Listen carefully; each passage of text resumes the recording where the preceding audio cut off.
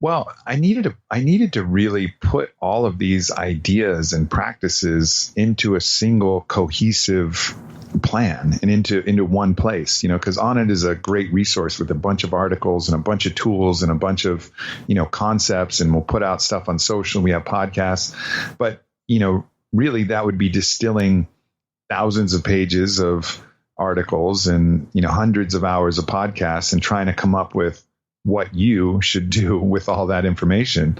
And I think that's a big problem with this kind of health and fitness and kind of mindset movement is there's a ton of information, but not very clear, actionable steps on what I should do. And I think the real kind of aha moment was when I really figured out that what you really needed instead of this 30-day or 40-day program, you really just needed to get one day right. Because you needed to be able to taste and feel what these practices, when employed together in a single day and all supporting each other, which they do. You can't do anything in isolation. Everything works together and builds upon, the momentum of those early choices. Like put together one day. And, if I could get people to do one day and feel how they felt after that one day, and it's a day that was replicable over and over again, that could make really lasting change. So when that idea of putting it all into one day merged with my real desire to put all of these, pieces of information and practice into one place, that's when the book really took form.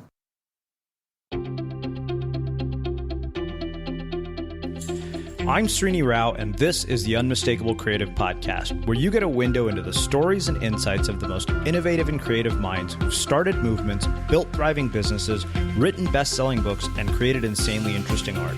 For more, check out our 500-episode archive at unmistakablecreativecom. Doing creative work can be kind of lonely, and that's why we built the Unmistakable Listener Tribe. The tribe is a community for professionals to connect and support each other. Everything is designed to help you grow your business and share what's working and what isn't. And that's true whether you're a business owner or an artist. You'll get access to feedback, live conversations with guests, and so much more. By joining the tribe, you become part of a community of creators who all support each other, and it's completely free. Hopefully I'll see you there. Visit unmistakablecreative.com/tribe to join. Again, that's unmistakablecreative.com/tribe. Aubrey, welcome to the Unmistakable Creative. Thanks so much for taking the time to join us. Yeah, happy to be here. Yeah, so it is really great to have you here. So I was actually introduced to you by way of your book marketing team, who sent me a copy of your new book, Own Your Day, Own Your Life, which, it was mind-blowing and filled with all sorts of insight, which we will get into in a great bit of detail. But before we get there, I want to start by asking you, what did your parents do for a living, and what impact did what they did for a living end up having on the choices that you've made with your life and your career? Yeah, it's an interesting question because I had, my parents split when I was 2 years old. So I ended up having 4 parents, and all of them brought a great diversity of career. But the one common factor was that they were all great at what they did. So my mother was a professional tennis player and got as high as number 6 in the world, lost to Billie Jean King in the semifinals of Wimbledon. So she was an athlete, and that was her career path before she met my father. And my father was a commodities trader and one of kind of the pioneers in futures trading and commodities in the U.S. and was written about in a book called Market Wizard. And was really, excellent in his craft there. And then my stepfather was a SWAT team squad leader and former collegiate wrestler. And my stepmother was the nutraceutical doctor for all of Pat Riley's teams. So the Lakers in the 80s, Knicks in the 90s, Heat in the 2000s, and a bunch of other kind of peak performers. So it was a really diverse group of people that I got to learn from. But, I also, more than anything, just got to learn what it would take to be great at anything. And I think that's something that all of them could really teach me in their own way. So I got to benefit from all of that. I was really, really blessed. So do you mind if we go deeper into specifics about what you learned from each one? I remember the part about your mom being an amazing tennis player. That stood out to me in the book. So I'm curious, what did each one teach you about being great at what you do that you applied later in your life? Well, I can go through and talk about each one specifically. Absolutely. I think my mom, one of the things that she really taught me is that the amount of repetition was necessary for actually making progress. She told this one story about how when she wasn't happy with how she was playing in tennis, and she's practicing 2-3 hours a day, she decided, I either need to take a complete break and give myself a lot of space and a lot of time, or I need to double my workouts. And that would be like 6 hours a day. And it was actually that choice to double her output that created, her run to Wimbledon and some of the best performance that she had, in which she realized, like, all right, I've been doing as much as everybody else, but if I actually doubled that, then, that might be actually the sweet spot and the right amount.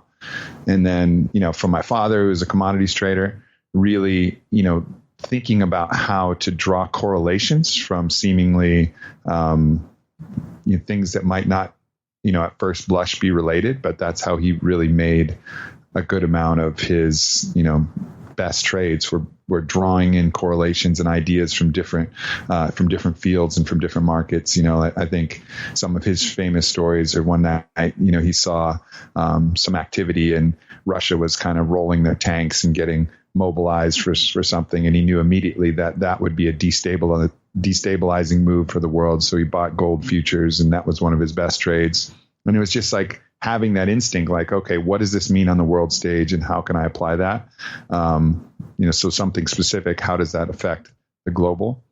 I think for my stepdad, it was just really, learning what real kind of physical toughness looked like. I mean, that guy, that was just a lesson in how important that is, how important that kind of never quit, physical strength and courage, and how to apply that. And for my stepmom, this was, a real opportunity that actually parlayed into me creating On It, just to understand how the input that you put in your body affects the output of your performance. And so, stacks of supplements on test day and game day, and watching her work with other elite performers and myself as well, that gave me this, fundamental understanding of the principles by which I eventually founded On It. Mm-hmm. Which we will get into. If I remember correctly from reading the book, you yourself were a high school athlete, correct? If I remember, you played on a basketball team.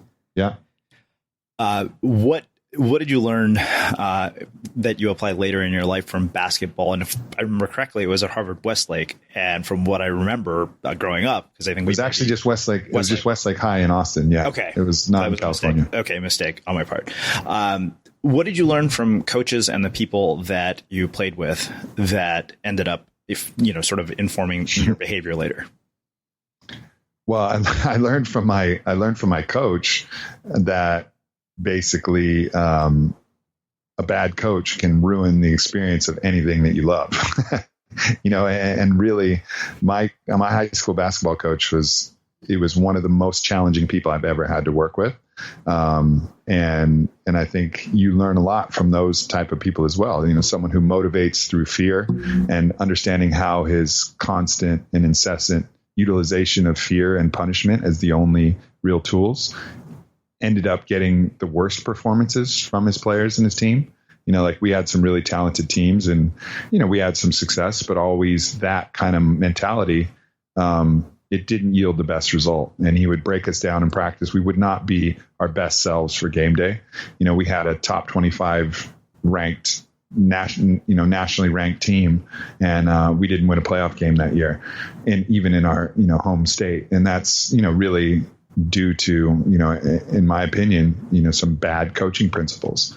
So that was really interesting for me to learn, because I work with a lot of different people, and On It's involved. I've been in fight camps. I've been involved in a lot of different ways, and seeing, understanding what not to do has kind of showed me the way to do things. And that's been really helpful. But then, of course, looking back now, knowing, what I know now, I just think back to my own high school career and think, I actually did a post on my Instagram recently about it.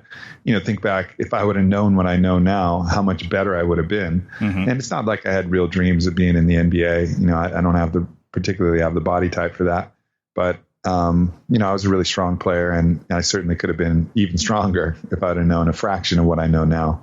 But basketball was great. And, anytime you're on a team, anytime you're put in a pressure situation and a leadership role, and, forced to, make these adaptations and, to bring your best when it counts. I think that's invaluable practice for life coming up. Yeah. I always think that one of my biggest regrets from high school was the fact that I didn't play a team sport. I was in band, but every time I talk to somebody on this podcast who has played a team sport, it seems like it was one of the most invaluable leadership experiences they had throughout their life. Yeah, no doubt. No doubt. I think, band can get there too, though, because, it's just your personal performance is a little bit hidden by the group, perhaps, whereas like it's nice to have a team sport where you're together, but also the spotlight is also equally on you, and I think that's that provides that kind of unique pressure that's really interesting. And honestly, something that I miss, because I have those pressure moments, and that'll be, walking on stage for a big keynote or delivering a speech in some regard or some kind of performance, but it's not quite the same as suiting up with your team. And, in some respects, this is like the closest thing that most of us will have to that kind of going to war with your friends kind of feeling. Like this is your squad, and you've been training together, you've been sweating together, you've been bleeding together, and now you get to go perform together and do it in a safe and constructive way. So it's something I certainly miss, especially doing it where it matters, where there's fans and crowds and emotions involved, and that's where it gets really special. Mm-hmm.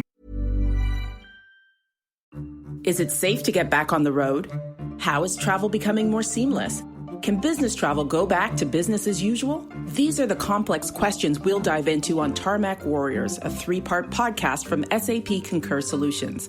I'm Heather Greenwood Davis. Join us for a chat with 3 extraordinary business travelers, a big wave surfer, a tropical fruit expert, and a climate scientist, and see what we can learn about where business travel is going. Subscribe to Tarmac Warriors wherever you listen to podcasts. There's nothing like seeing your name on something and knowing it's yours. And putting your name and homeowner together can mean continuing your family's legacy. The Bank of America Community Homeownership Commitment can offer new home buyers $10,000 towards their down payment or 3% of the purchase price, whichever is less. Plus $7,500 in closing costs help as a lender credit. Visit bankofamerica.com/homeowner to learn more. Bank of America. What would you like the power to do? Bank of America N.A. Equal Housing Lender. Credit and collateral subject to approval. Restrictions apply. This is not a commitment to lend. This episode of The Unmistakable Creative is brought to you by Thoughtworks, a global technology consultancy that's hiring senior and lead developers, data engineers, infrastructure consultants, and more to join them in their roles across the United States. It's pretty clear that last year changed our working lives forever, and maybe it made you realize that you were ready for a change. At Thoughtworks, they challenge curious minds to make a real impact, get to know them, and discover how you can make your mark in tech. At Thoughtworks, you're free to seek the most ambitious challenges, free to change career paths, free to use technology as a tool for social change, and free to be yourself. They're looking for change makers, opportunity creators, status quo shakers, thoughtworkers. And if you're listening to The Unmistakable Creative, that's probably you. Learn more and apply at thoughtworks.com/careers. Again, that's thoughtworks.com/careers. So before we get into On It and the book, I want to ask you one more question. Sure. Having been raised with this sort of, bizarre perspective of 4 different parents, knowing that parents are listening to this, what advice would you give to parents based on your own upbringing? Well, I think a lot of times people, I hear parents who they think that the kid needs the parents to stay together no matter what. And that's like the most important thing. But my parents split up when I was 2, and it's perhaps the greatest blessing of my entire childhood, because not only did I get more incredible influences, I also got to see, instead of them, my mom and my dad, forcing a relationship that wasn't loving, I got to see 2 models of really loving relationships where, everybody was happy. And I think kids will mirror what they see. And if they see resentment and unhappiness and discord, they're way more perceptive than we think. And I think if they see that, then they're going to mirror that unhealthiness. Whereas, if you can show them happiness and love, however you want to get it, unconventional, conventional, I think that's a lot more important than, just trying to walk this traditional route. Mm-hmm. So walk me through how you get to On It. What is the path that has led you there? And this is something I've gathered from reading the book, and it's something that I keep finding as a common theme between the hundreds of people I interview, is that the path to getting where they do is almost never linear. So in addition to that, I'm curious why you think that's the case. Like, why is it that most of these paths are never linear? Yeah, I think it's because, you get to a different vantage point, and then from that vantage point, you have different options, but you're kind of blind until you get there. It's like, you're climbing, and then you break through, and then you can actually look around and see, things beyond the tree line. It's like multiple different tree lines that you're trying to get above so that you can see what your own skill set is, what the market is dictating, what you really want, who you really are. There's these kind of moments where you just get more visibility, and with that visibility you can really chart your course a little bit better. And sometimes you just get some fortunate circumstances that kind of come, and those aren't gradual, those kind of come out of nowhere to a certain degree. It's a great connection that you made. And I think for me it was something of all of that. I started an online marketing company after graduating University of Richmond, and digital marketing, and work with a bunch of different clients, and had some success, a ton of failures. Everything I started on my own was a failure, but I had some success for other companies and other clients, and really, though, ultimately I knew that I wanted to create something myself. I wanted to create not only a company but a movement. I wanted to create something that reflected what I felt inside, like what I felt like I had to give to the world. And so started and founded On It, but I founded it under kind of the pretense that I had to be really unique and really niche and create something that was like, not just something that was like a whole new category. And I think that was an idea that I had to shake myself out of. And when I set my sights to creating Alpha Brain wasn't the first cognitive enhancing supplement, but I really set my sights on making it the best. And, so there was a differentiation between that. And I think that was kind of like a key distinction for me, is that I didn't have to make the first in kind, that I could take something that existed and make it better. And that's really what we did with Alpha Brain. And I think that kind of set me up with On It. But that was also made possible because of a connection that I cultivated with Joe Rogan, who's one of the business partners in On It. And that was a huge asymmetrical advancement in what was going to make On It possible, because he could talk about these things that we were creating, and that would get the word out in a way that was a lot more efficient than paid ads and doing it the slow, grassroots scale up kind of way. The quality of your sleep is one of those things that impacts nearly every area of your life, from your emotional well-being to your ability to focus to your creativity. After more than a year of sleeping on it, I think the Casper mattress is hands down one of the best investments I've ever made on the quality of my sleep. Even after sleeping on a bed in the nicest of hotels, I always look forward to sleeping on my Casper mattress because it's made that much of a difference. The original Casper mattress combines multiple supportive memory foams for a quality sleep surface with the right amounts of both sink and bounce. The prices are affordable because Casper cuts out the middleman and sells directly to you. It's hassle-free to return, and they offer free shipping and returns in the US and Canada. And you can be sure of your purchase with Casper's 100-night risk-free sleep on it trial. Get $50 towards select mattresses by visiting casper.com/unmistakable and use the promo code unmistakable. Again, that's casper.com/unmistakable and use the promo code unmistakable. Terms and conditions may apply.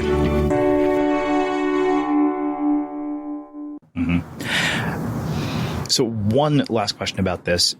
You mentioned that everything you had done by yourself had failed up until that point, and yet you still did it. What do you think caused you to make that shift? Well, fail is a funny word, and a fail is like, I think if you do something to the point that it fails, then you always learn. So it's not a failure. Like the only time that you actually, I think, really fail is if you don't give it enough effort to really know if it fails or succeeds, right. Where you kind of get in this middle ground. Well, maybe it would have worked. Maybe it didn't. I didn't try hard enough. I kind of abandoned it. You know what I mean? Like, well, maybe that art piece would have sold if I would have finished it, or maybe I could have sold that screenplay, but I didn't finish it, or maybe I could have. You don't want any maybes. A maybe is a failure, but actual failure, like full rejection or full failure, like you fund a company and it goes to zero, you work with a company and it goes bankrupt, like you learn something valuable from all of that and you have no regrets, like even if you made mistakes, you don't really regret the mistakes because you didn't know better. You learned. But what you will regret is just, man, I really wish I would have tried that. I had that idea. I never did it. Mm-hmm. And those are the things that I think we have to avoid. Well, I think that makes a really perfect segue to actually talking about the ideas in the book. But first, what planted the seed for this book of all the books you could possibly write? Well, I needed to really put all of these ideas and practices into a single cohesive plan and into one place, because Onnit is a great resource with a bunch of articles and a bunch of tools and a bunch of, concepts, and we'll put out stuff on social. We have podcasts, but, really that would be distilling thousands of pages of articles and, hundreds of hours of podcasts and trying to come up with what you should do with all that information.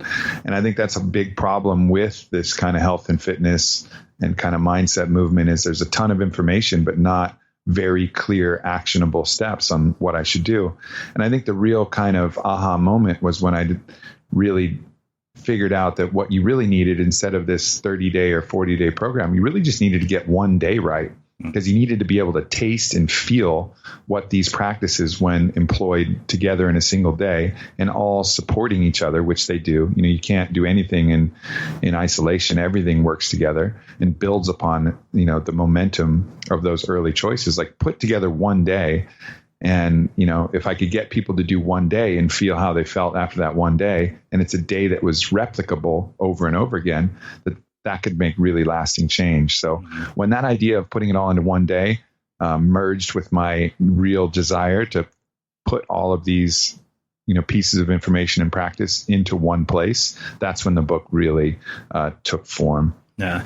This line in particular was one that struck me. And I feel like it kind of is one of the main theses of the book, just based on what you told me. You said that small things have big consequences. Over time, those consequences compound. We are the accumulated momentum of all of our choices. Some of those choices are binary, go to the gym or not. The choice in that moment is going to change your day. Over time, that choice will change your life. We tend to ignore the importance of fractional benefit because we lose sight of the concept of the tipping point, the little benefit that tips the cup of release, a flood of, many benefits. It may be a 2% difference in force or momentum that flips the coin from heads to tails or yes to no. And that was, of all the things that were in this book, that stood out to me the most. And it kind of makes a perfect segue to start talking about sort of how you have one of these, what seemingly is an epic sort of day. But I guess the first question for me before we get into specifics is every day of your life like this? Like, do you literally wake up and do all these things, or are you prone to like all the same shit that rest of us are? Like, do you get on Facebook and dick around for 20 minutes for no reason? Do you have days when you eat something that isn't good for you? I had to ask just because when I read the book, I was like, this guy is a machine. I can't help but wonder, is this actually happening every single day, or are there days when you slip? The slip is built into the book. If you read my chapter on, chapter 12, we're talking about how to deal with excessive alcohol consumption. We're talking about how to deal with excessive sugar consumption. The idea is moderation in all things, including moderation.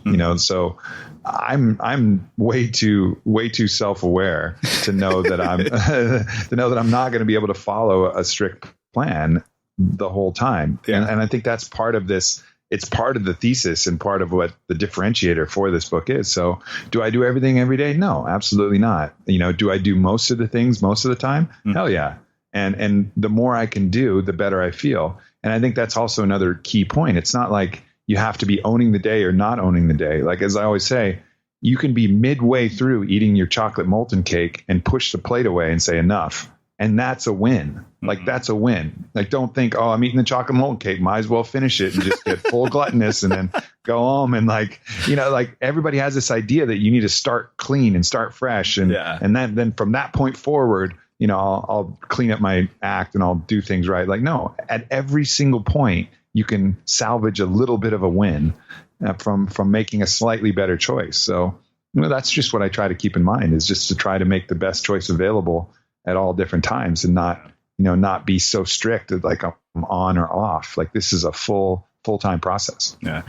Well, let's get into the start of the day. I think I want to talk about mornings. One, because mornings for me are incredibly precious. I know that my first 3 hours of the day are worth more than the entire rest of the day combined. So I want to talk about one, sort of food and the impact on what we eat early in the morning, the impact that sleep has early in the morning, as well as dealing with attention. Because I'm just curious, when you start, how do we start our day in a way that actually leads to a productive day, I guess is what I'm saying. Yeah, well, you gotta handle a couple key things that are going on biologically. For one, while you're sleeping, your body is a very moist environment, and it's moister than the air outside. So by breathing the water vapors out of your system and breathing in drier air, you're going to lose a pound and a half of water, and that's almost enough to start mild case of dehydration right off the bat when you're woken up, and that's going to lead to irritability, lack of focus, and a whole host of different things that'll start to accumulate if you don't combat that mild dehydration that you're feeling first thing in the morning. So I recommend 12 to 16 ounces of room temperature spring water, about 3 grams of sea salt or Himalayan salt, and a splash of lemon, which offers some bioflavonoids. The salt offers electrolytes that are actually going to start to fuel a lot of your organ systems and, actually replenish and rehydrate you, not just with the water, but with the minerals themselves, which is incredibly important. And hit that first thing. And that's going to start to rehydrate you and buffer you against any issues that you might have with dehydration. So what you don't want to do is drink that coffee before you drink your water. Coffee first thing, it's going to jack your adrenals up. It's going to overcome your initial sleepiness, but it's not the right way to do it, because it's using like basically hitting the turbo button the first thing you do when you wake up. You want to save that turbo button for when you need it and use the natural forces that'll help you wake up. And so some of those natural forces involve the circadian rhythm. It's what's telling the body that it's awake. And those things are light and movement. So get out in the sunlight if you can, if it's possible, and expose as much skin as possible to the sun. There's photoreceptors in your eyes. There's photoreceptors in your ears. Your skin actually can absorb some of the sunlight. Of course, that's what creates vitamin D. And that'll start to wake you up. And then any kind of light movement, whether that's a little yoga or a couple burpees or some push-ups or anything to kind of get the body moving, that'll also signal that it's time to be awake. And that's not only going to make you feel more alert in the morning, that's going to make you feel more alert throughout the entire day. Like, you'll see that benefit from setting your circadian rhythm all the way to when you go to sleep, and you'll actually start to produce the right amount of melatonin and start to be able to fall asleep with more regularity, because you're more in balance with the wake-sleep cycle of the human organism. Mm-hmm. Did you know this podcast is powered by Acast? Acast is the home of podcasting. For creators looking for freedom to grow their listeners and make money too. And creative brands looking for smart ways to advertise. Podcasters and advertisers in the know Acast. It's time you did too. Visit acast.com to find out more. Acast, for the stories.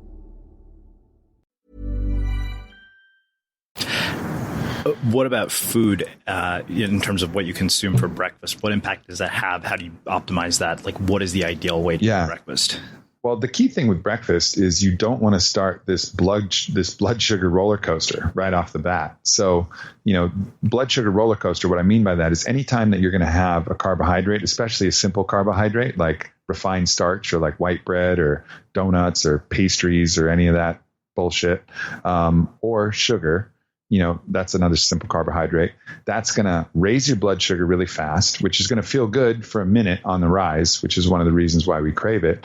But then immediately the body's going to release a bunch of insulin, whose job it is to scuttle all of that blood sugar back into the cells and back into the liver. And when you have a really fast rise in your blood sugar, the body doesn't know how much is coming into your system, so it releases a bunch of insulin. And so that's actually going to crater your blood sugar from all of that insulin. And that's then going to make you feel tired and irritable, and when your blood sugar gets low. And so what are you going to do then? You're going to reach for more sugar and more caffeine, and you start playing this game of metabolic ping pong right off the bat. It's like, basically, imagine you have like a little piece of bendy metal, and you're just bending it over and over again, and you're just going to get metabolically weaker and weaker. You're going to get resistant to your insulin, and you're just going to get more tired, more irritable. Weight management is going to become a real issue.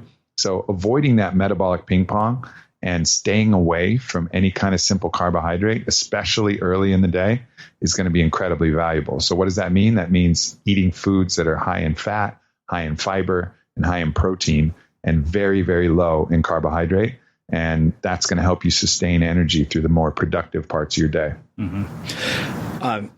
Well, I think that makes a really nice segue to talking about something that I know you've spent an entire chapter on, which is this role that plants play in our ability to do a whole host of different things, from cognitive capabilities to energy to attention management. Could you give us kind of an overview of the various plants and the impacts that they've had? And I know there was one in particular you mentioned that people in the NFL are using as a performance enhancer. Mm-hmm. Yeah. So, there's three plants that I think we all need to be well versed with. Not need to, but we all can be, that are really powerful plants that can be extremely helpful for us. So, especially when you're talking productivity and really getting the most out of what you're capable of. The first one, people are pretty well versed, and that's caffeine. Mm-hmm. And I think the best form of caffeine is matcha green tea. And there's a couple of reasons for that. One, it has a lot of antioxidants and other additional nutrients that you're getting the benefit of. And two, it contains the amino acid L-theanine, which works to kind of counterbalance some of the more negative effects of caffeine, like the anxiety and jitteriness, and focuses you into a more alpha flow state, which is really what you're looking for from caffeine. So any type of green tea has it. Matcha just has more of it. So all of this whole matcha craze that exists right now, it's there for a reason. Matcha is legit. And then anytime you're drinking caffeine, you want to blend it with fat. And so, whether that's full cream or whether that's butter, or whether that's MCT oil, or whether it's coconut butter, coconut oil, however you can add fats to your caffeine, that's going to slow down the absorption of the caffeine. So it's going to give this more time release effect so that it'll sustain you for longer. Rather than just going in your system, spiking up those hormones and then dropping you and cratering you out of the bottom of it. So blending your fats, blending your caffeine and your fats is really important, because fat acts as this kind of rate limiting factor on digestion. So, fat requires bile from the gallbladder to actually break down in the stomach. And that's a rate limited factor. So, the more fat you have, the slower it goes through your system. So that's a really important tip concerning that. Then the next one is actually probably one of the more controversial parts of the book, and that's the utilization of nicotine. And so a couple caveats here with nicotine. For one, cigarettes will absolutely kill you. Like, there's no question about it. Like, there's no reason. And when you look at the cost benefit of a cigarette, it's way out of proportion, way out of line. Don't do it under any circumstances. Okay. Now that we got that out of the way, let's look at actually nicotine itself and tobacco itself. Now, if you look at some studies by the Royal London College of Physicians, they're saying that smokeless tobacco and other forms of tobacco are anywhere from 10 to 10,000 times less dangerous than smoking a cigarette. So you start to get a lot less danger as far as the health risk. And, that's not to say that there isn't some health risk with smoking a cigar or vaping or doing smokeless tobacco. There is some health cost, but you can also then start weighing that against the benefits of nicotine, which there's a ton of clinical research on, again, for finding that deep focus. And for me, when I use a smokeless form of tobacco called snus, SNUS, and it's been one of the probably biggest performance enhancers and life enhancers that I've encountered. And it's only been recently in the last year or so, actually about 2 years since I started writing the book, maybe 2 years since I started writing the book and doing the research, because it drops me into this really deep, heavy focus. And I think it's one of the reasons why, baseball players like it, and, top performers in the military, top operators in the military like it, special forces like it. It's a really kind of heavy focus that kind of drops the whole world away and allows you to narrow down. And it's quite a pleasant feeling and quite a valuable feeling as well. And also when I'm thinking about complex problems, it really kind of forms this connection for me to help understand that when I'm writing, when I'm doing different things. So nicotine can be a great ally. You just have to get it in the system as least dangerously as possible. So that means cigarettes never, and that means looking at smokeless options. And if you really want to be a full biohacker, then you would use like a patch, like they use for smoking cessation, but actually to get the nicotine in your system. Now, the other caveat with nicotine is that it can be addictive. So you have to make sure to give your body plenty of time to break and wash out and make sure that you're in control and that the nicotine isn't in control. And it's not, driving you to take it every day, that you're utilizing it occasionally whenever you need to as a performance benefit. And then the third plant is a less common plant, and it's called Huperzia serrata. And this was the plant that really was, the basis and what I built the Alpha Brain formula around, because it's directly enhances one of the most important neurotransmitters in the brain, which is acetylcholine. And acetylcholine is responsible for mental speed, focus, sharpness, memory. They're using it in a lot of clinical trials, reviewing, all kinds of age-related cognitive decline, all kinds of different things. It has a ton of research out there, but we really wanted to utilize it to help healthy people perform better. And so we built our formula around this herb called Huperzia serrata and created Alpha Brain, then put it through 2 rounds of double-blind randomized clinical trials with the Boston Center for Memory, which is one of the top institutes in the world for testing cognitive drugs. Really, they don't do a lot of supplements, mostly drugs. And we showed statistically significant benefit in a healthy patient population for memory, focus, processing speed, particularly short-term memory. So like remembering those names and places and having that verbal recall, telling a story and be able to access all the different data points that you need to actually pull it together. I use it before every podcast. I use it anytime that I need to be, a speech, anytime that I need to actually be on point. And a lot of athletes use it as well, because there's some additional ancillary benefit, again, as I said, for processing speed, the ability to just have that kind of mental sharpness and focus. And fighters have used it to help kind of synthesize those commands they're hearing from their corner and draw those into action even faster. It just kind of collapses the gap between external stimulus and internal process. But mostly it's used for focus and memory. And that's what really people talk about. And it has no other stimulants in it. So it's not mutually exclusive. You can have your coffee and you can have your Alpha Brain, but it's a really unique feeling because it's focused specifically on that neurotransmitter acetylcholine, which is something that is not the easiest thing to modulate just naturally. So this is a great solution for that.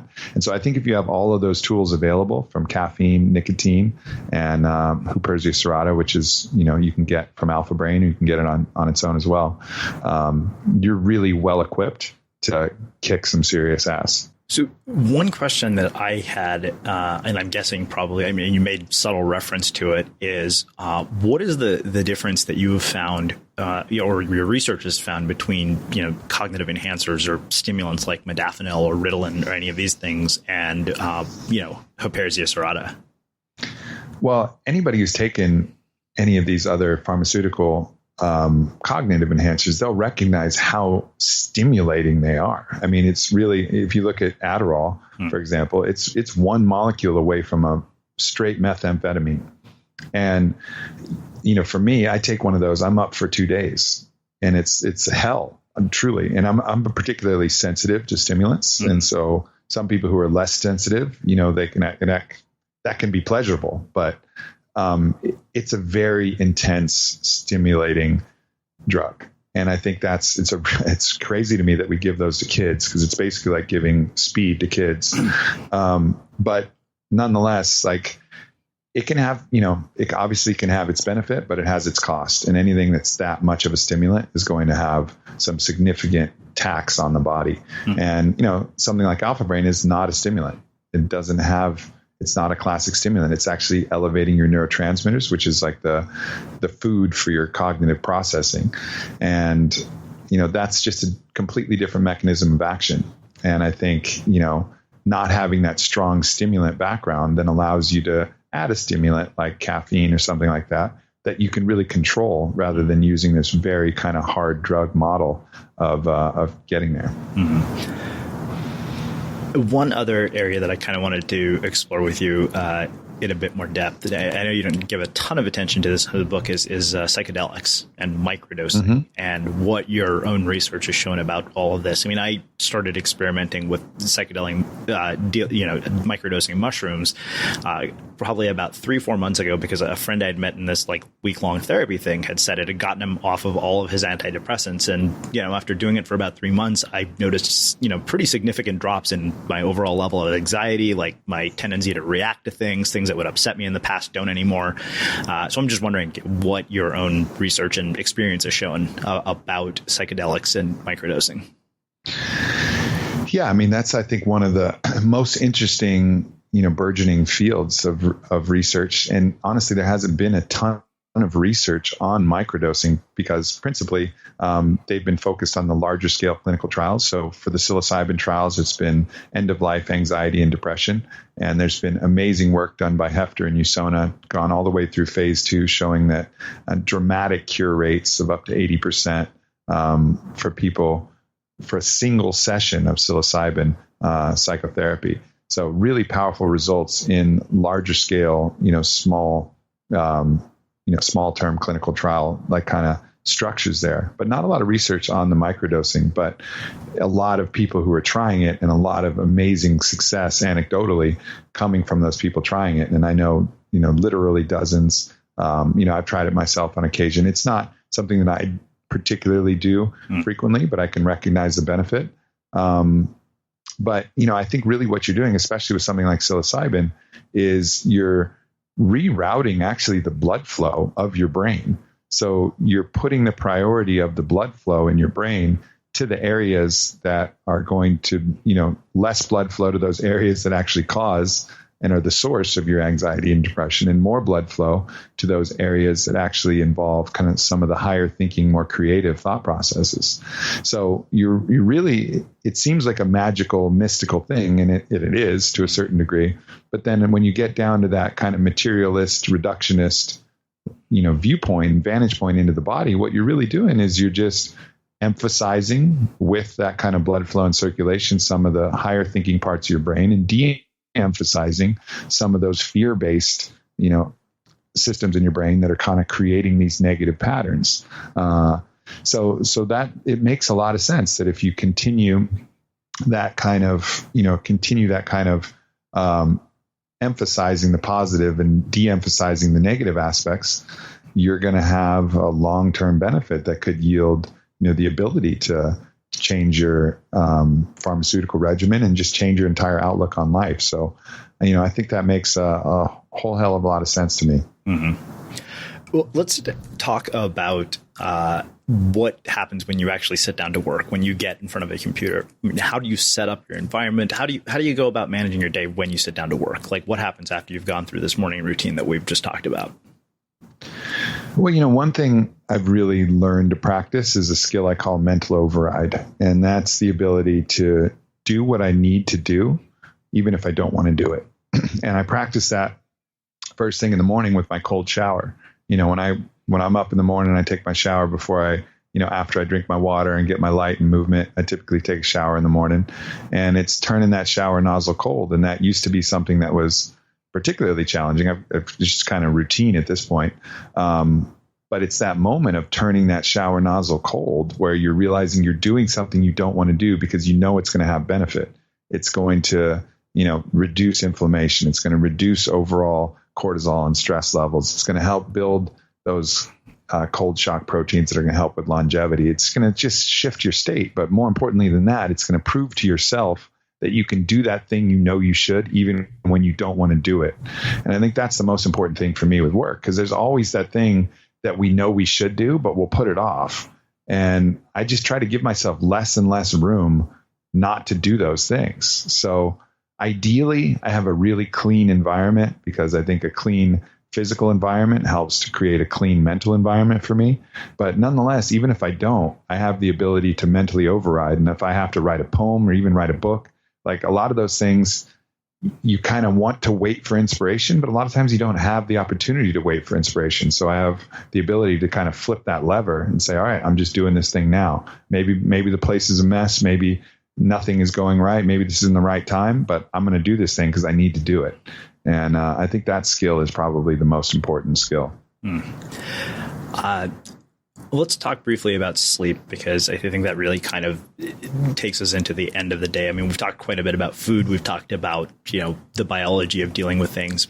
Let's talk about sleep and kind of how we set ourselves up for a good night's sleep. Because in my personal experience, I found that I had to make a lot of very conscious changes to improve the quality of my sleep.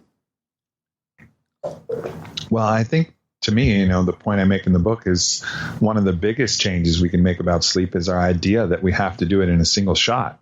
I think that when you look at the research on the benefits of naps, naps outperform more overnight sleep and outperform coffee in mental alertness, focus, the ability to perform. But somehow, we got this idea that naps are for lazy people or that we shouldn't do it. And, that if you're crushing it, you don't need to take a nap. Well, that's crazy talk, and I think a lot of us have issues sleeping a full, 7-8 hours in a stretch. And so bringing the nap back in, even if it's just a 30-minute nap, what Nick Littlehale in his book Sleep calls a controlled recovery period, can be vastly beneficial. So looking at the ability, like, all right, first things first, don't think you have to get all of your sleep in the night at the same time. Carve out the space to take a nap. And then additionally, look at sleep in terms of sleep cycles instead of just, blocks and hours of sleep. So a sleep cycle is about an hour and a half.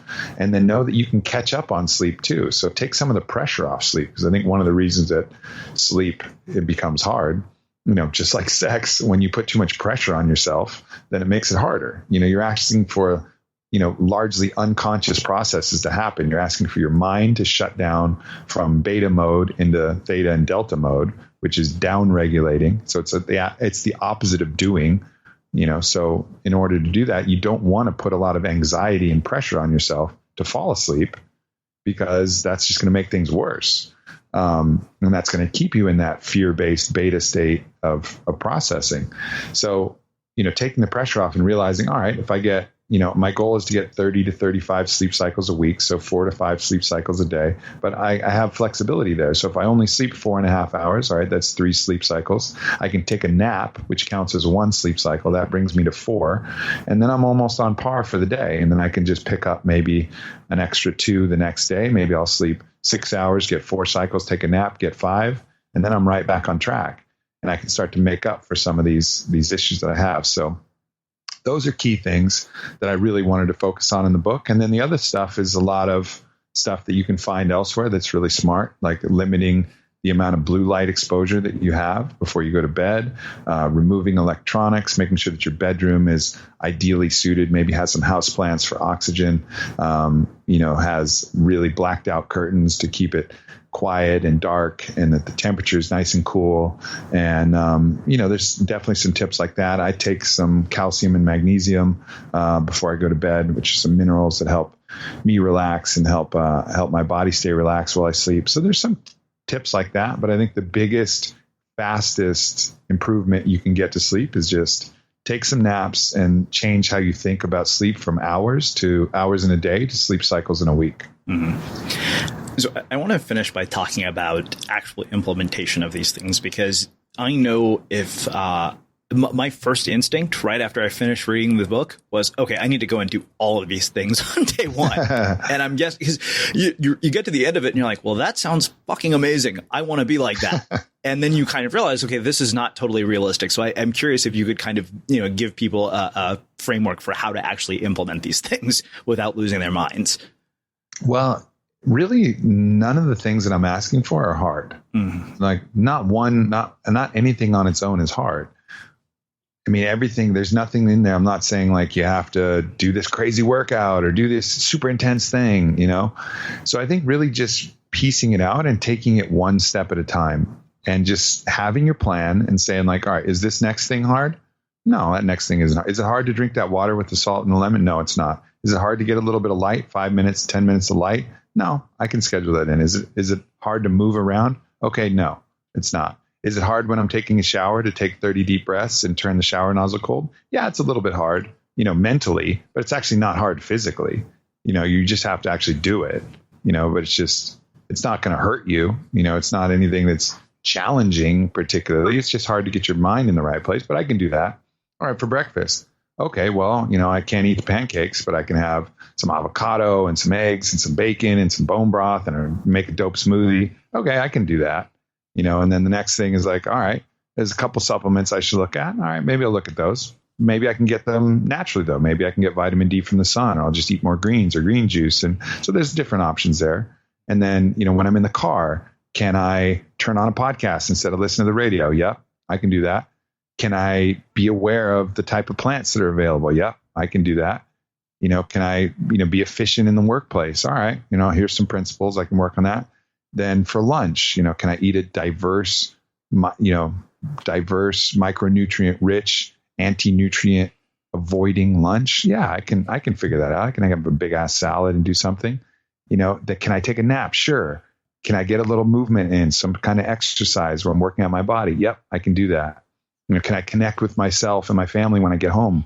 Yeah, I can do that. Can I enjoy myself at dinner and like create the space to really enjoy dinner and set an intention to have that moment where you get to bend the rules a little bit and have some carbohydrate and really enjoy yourself? Sure, I can do that.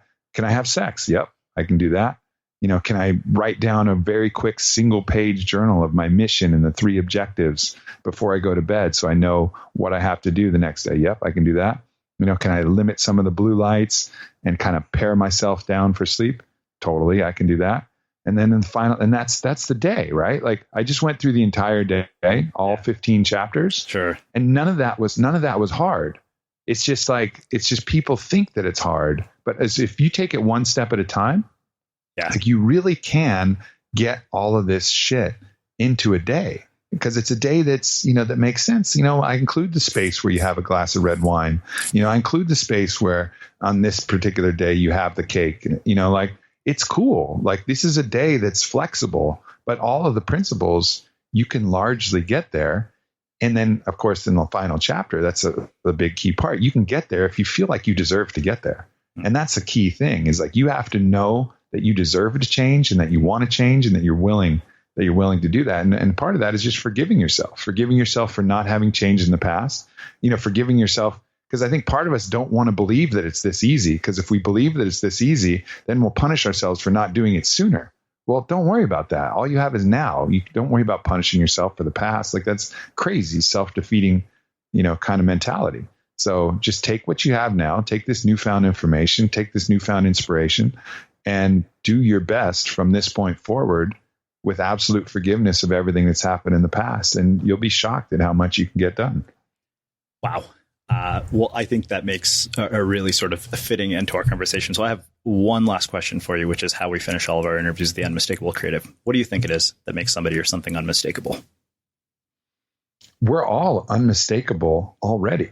And it's just a matter of not trying to be an approximate or second-rate version of somebody else, but being authentically who you are, because you are completely unmistakable, completely unique, and nobody can be you as well as you can be you. But, if you try to be Gary Vee or if you try to be Tim Ferriss, you're just going to be a second-rate poor version of Gary Vee and a second-rate poor version of Tim Ferriss. And then nobody's going to be the best-rate version of you. That opportunity you have to be the number one, very best, singularly best version of yourself. Like you're the only one who can do that thing. So just focus on that. And if everybody focuses on that, the world will be filled with all these unmistakable people and characters and ideas. And that's what's really beautiful. Awesome. Well, I think that makes a really poetic end to our conversation. Where can people find out more about you and your work? Yeah, definitely check me out on Instagram at Aubrey Marcus. My podcast is the Aubrey Marcus Podcast. And of course, the book, you can check out the website, Own the Day Book, or just look me up on Amazon or Audible. I read the audiobook myself. So a lot of people have been enjoying that. It's one of the top books on Audible. And of course, it's a New York Times bestselling book too. So getting a lot of love there. And I hope people, are interested and want to keep following. Awesome. And for everybody listening, we will wrap the show with that. Thank you for listening to this episode of the Unmistakable Creative Podcast. While you were listening, were there any moments you found fascinating, inspiring, instructive, maybe even heartwarming? Can you think of anyone, a friend or a family member who would appreciate this moment? If so, take a second and share today's episode with that one person, because good ideas and messages are meant to be shared. There's nothing like seeing your name on something and knowing it's yours. And putting your name and homeowner together can mean continuing your family's legacy. The Bank of America Community Homeownership Commitment can offer new home buyers $10,000 towards their down payment or 3% of the purchase price, whichever is less. Plus $7,500 in closing costs help as a lender credit. Visit bankofamerica.com/homeowner to learn more. Bank of America. What would you like the power to do? Bank of America N.A. Equal Housing Lender. Credit and collateral subject to approval. Restrictions apply. This is not a commitment to lend.